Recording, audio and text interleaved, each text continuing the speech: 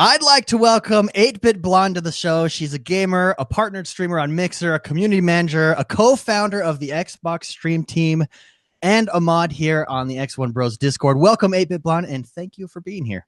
Thank you so much for having me. Yeah, absolutely.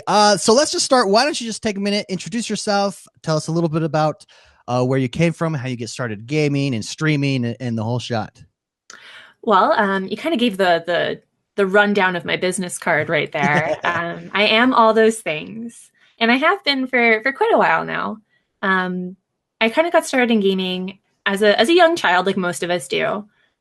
I was bought Game Boys and other handheld consoles, growing up, and it was kind of like a passing fancy. Like if I needed something to play in the car during road trips, they were always there. But I only really started getting really into gaming and understanding that it was a community and not just a hobby when I got the OG Xbox and I started playing Fable. And that was like the whole thing that started like everything and basically got me to where I am now. Sure.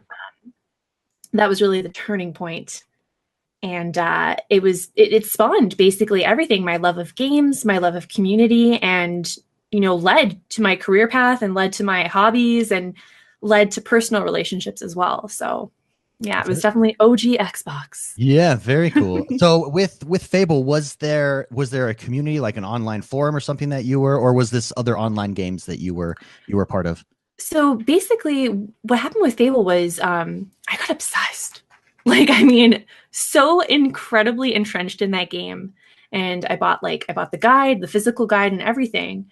And then I decided to look online because I forget what it was I was doing in the game exactly, but I wanted answers. And I looked online.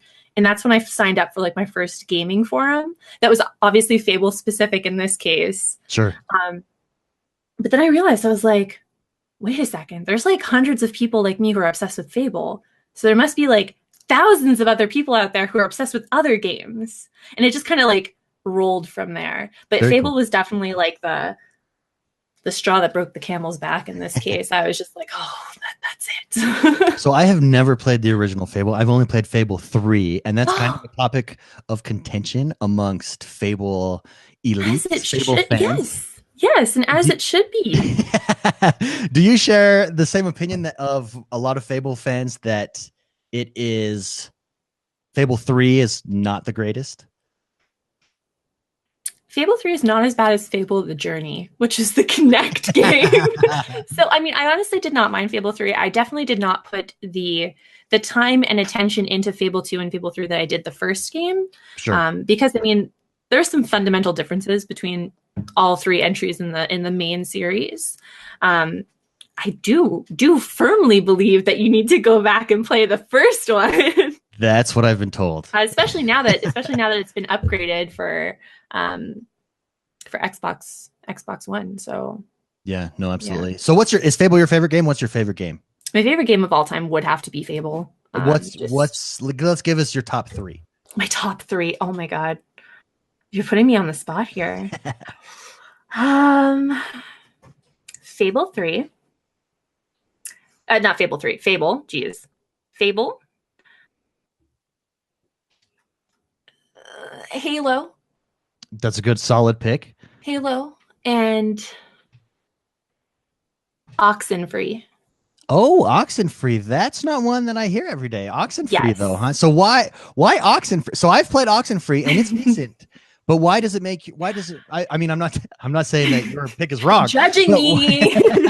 But what about Oxenfree makes it one of your favorite games? Is it the story and the way that they present the story, or just the? It's filled with a lot of charisma and character. That's for sure. Mm-hmm. Oxenfree was kind of like a turning point for indie games for me. I think it kind of epitomized what could be done outside of the AAA sphere. And the chances that could be taken and the storytelling that could be done when games don't adhere to, traditional mechanics and presentation. And it was actually my game of the year for 2016. I was obsessed with this game. I got so many people to play it. I just think it's a masterpiece in storytelling. And I've said it more than once that like I played it with headphones on, I played it in the dark.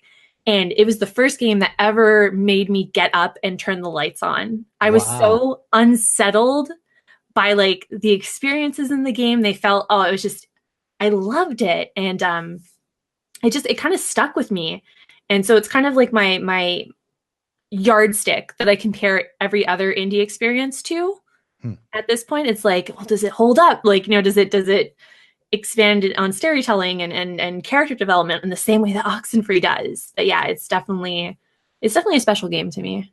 Yeah, no, it's really. I mean, it is creepy. The like radio frequencies that come in. Its use of sound is really. They did The such a good job. audio is perfect. It was very unsettling, like listening to it with like surround sound headphones. It was like, oh, like Yeah, very unnerving. no, it's true. It really was. So, streaming. What got you started with streaming? I started streaming several years ago. I didn't start on Mixer or Beam. I started on Twitch, like most people do, because back then it was really the only option. And I started streaming on Twitch because I was kind of going through a rough patch, and I didn't have many real life friends who were into gaming, and I found it very hard to connect with other people when I'm not able to talk about my passions, and my passion is gaming. Sure. And I figured, you know what? Maybe it would be easier to connect with people by streaming my favorite video games and getting to talk about my favorite video games with people who feel just as strongly. So I just kind of dove into it head Okay. first. And I was actually streaming PC games at the time on Twitch. And I kind of fell in love with it because you meet so many interesting people. You meet like just people you never would run into on the street. And it's a great experience to get to know people through a mutual passion. It's true. It's true. Now, are Mm. most people? Did you when you started streaming? Did you do it primarily on the Xbox? Did you do it on PC? What games? What types of games did you start off streaming? It was PC only when I was on Twitch, Okay. just because my setup at the time, that was basically what it allowed for. And I got started by streaming Guild Wars 2. Oh, very good. I Oh, love Guild Wars 2. Guild Wars 2 is such a good Yeah, game. it's so good. Oh my gosh, I actually hadn't played it before I started streaming, so I jumped in like with both feet as soon as I went live, and just, went from top to bottom through all the content in the game on stream, and it was great. It was a really good time. So tell us about your transition over to Mixer, because now obviously you're partnered on Mixer. How did that transition happen, and then how long did it take until you really started to see traction there? Okay, so I when I started on Twitch, I streamed there for a little over a year, and I actually ended up getting really burnt out. When I first started streaming, I didn't have a grasp of the whole work-life hobby balance, and I really kind of, for lack of a better word, screwed myself over. I just got very tired of it. I got physically sick because I was, not getting enough sleep, worrying about streaming, stuff like that. So I took a very long hiatus, and I jumped into streaming on Mixer in May. I want to say late May of 2017. Okay. So I haven't really been on Mixer for all that long. I wanted to, in my work life, we were busy launching a game when I discovered Mixer, and I didn't want to start streaming until that responsibility was taken care of. So it was May when I finally really got into it. And I would say that it took me probably about a month and a half, 2 months before I really started seeing the fruits of my labor. People started coming back, the numbers were going up, the viewers were going up. Yeah, so I would say probably about a month and a half or 2 months. Very cool. So, are there things what is it that you like about Mixer compared to Twitch? Is there something that really stands out to you there that you notice a big difference in? At first, the thing that drew me was Mixer, or at the time, Beam. Beam's commitment to community. The Xbox acquisition or the Microsoft acquisition hadn't happened yet. So it was still like a much smaller pool. Sure. And it was very, very, very easy to, hop from person to person stream and, network and make friends. And get to know one another. And that really hit home with me, is you pop into a streamer stream on Monday. And then on Thursday, they know you. They're like expecting you to be there and they're asking you about your day. And that was something that on Twitch, which is it's an ocean in comparison, Sure, absolutely. is really hard to achieve. And I mean, don't get me wrong, I like both sites and I have friends on both sites, but Mixer was just the better fit because I'm such a community driven individual and that's reflected in Mixer's business practices. Sure. So that was just a better match for me. Very cool. That's something that I noticed too is streaming on Mixer. You get to know people as they come in, and and simply it's really a numbers game because, like you said, Twitch is just such an ocean. You could get lost in or drowned out by the noise. So, you mentioned that you got burnt out. Now, that burnout, was that just of streaming, or did you get burned out of gaming as well? It was just streaming. I was working full time. I was trying to keep up with friends and family relationships and also streaming. And, when you get home at like 6 o'clock in the evening, you've got to eat, you've got to get other errands done. And then by the time you start streaming, it's like, 8 or 9 o'clock at night. And then to really make an impact with your streams, they usually say about 4 hours. Yeah. Is like, the minimum that you can stream. Absolutely. And that just, it's a huge chunk of your evening and your sleep kind of gouged out. And I was pushing my limits. I was pushing, sometimes 6 or 7 hour streams during the week, during the work week, I should say. And it just physically got too much for me to keep up with. And I was just like, you know what, I need to make a decision. And I just decided to stop streaming. Well, yeah. So how were you able to find that balance? Obviously, you found balance here with Mixer. You became partnered. What did you change anything, or did your life circumstances just change? Life circumstances just changed. Really, I work from home now, so that makes things a lot easier. That's my dream right there. It's got its pros and cons, that's for sure. But I work from home now, so it's much easier for me to accomplish, the little things during the day that I normally have to do in the evening when you get home. I'm in a much better place personally because I think that the gaming community in general can sometimes be hindered with mental health and stuff like that, and making sure you're in a good place. And so I'm in a better place in that respect as well. But definitely working from home makes a huge difference schedule wise, and having a very set work schedule as well helps. It's like I know exactly what I'm doing at every part of the day, and I can block things out schedule wise. Sure, probably definitely helps with your consistency and stuff like that for sure. Okay, give me the easiest thing about streaming and the most difficult thing about streaming for you.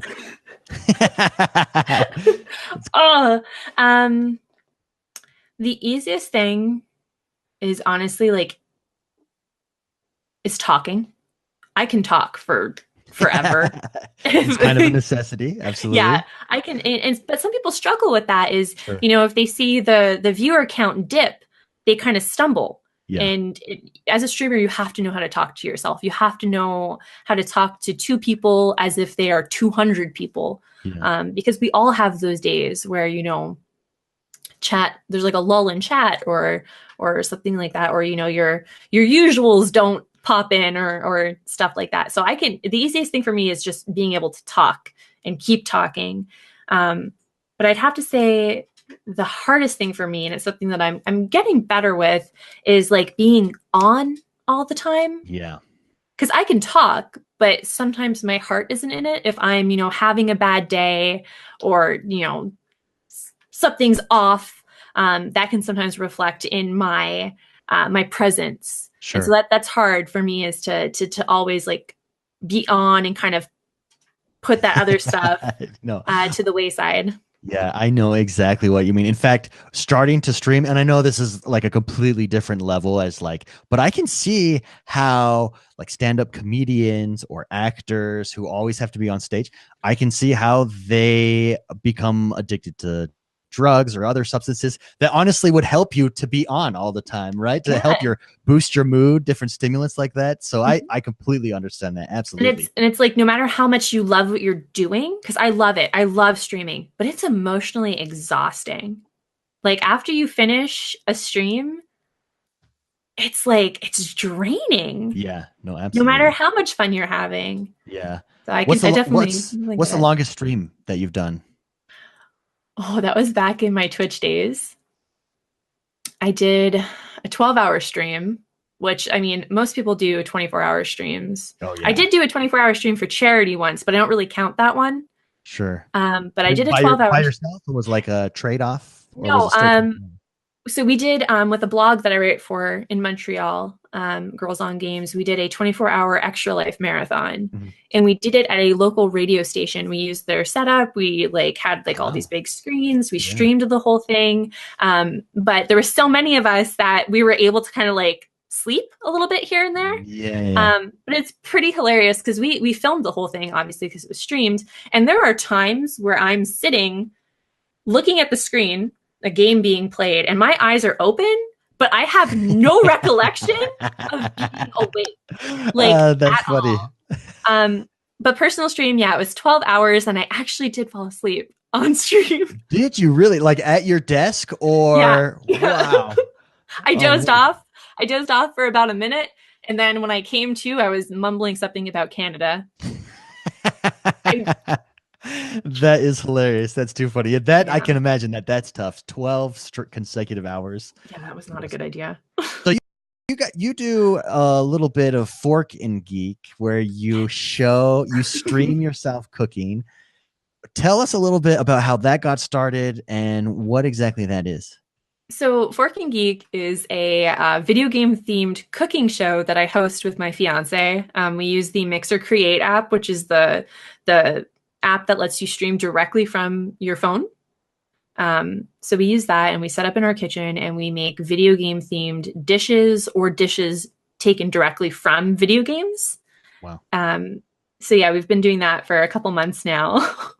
hardest dish that you've had to make from a video game. Gosh. Well, we pick really easy ones on purpose because okay. neither of us are very good at cooking. Okay, let's change that then. Most delicious meal you've made from a video game. I think that would probably have to be our most recent one. We did a Final Fantasy inspired meal. We had Cactuar cocktails, which were really good. We made Moogle pies, which, contrary to popular belief, are not like made of Moogles. They're actually an item from Final Fantasy Online that Moogles make. And we did Mandragora, steakhouse style Mandragora, which was like a mushroom and leek steak topping, which was pretty good. That was, I think, definitely my favorite meal so far. So Final Fantasy has the best cooks. That's what you're saying. Final Fantasy has some, like, I don't know if you've played Final Fantasy 15, but absolutely. The food in that game looks so good. On point. Absolutely. So a question that we like to ask everybody, says we're about positive gaming. How do you balance life and gaming? What are some tips you have for some gamers struggling to balance family, life, work, and the greatest hobby on earth that is gaming?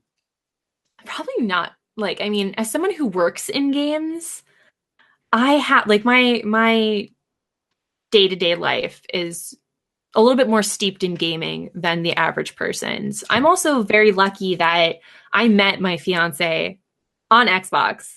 Oh, wow. Playing Halo. Oh, that's cool. So we both like games. And so kind of, a piece of advice that I would give to a random person, about making time with your significant other to do something that you both enjoy, whether it be, like watching Netflix or going for a walk or, stuff like that, going to see live music.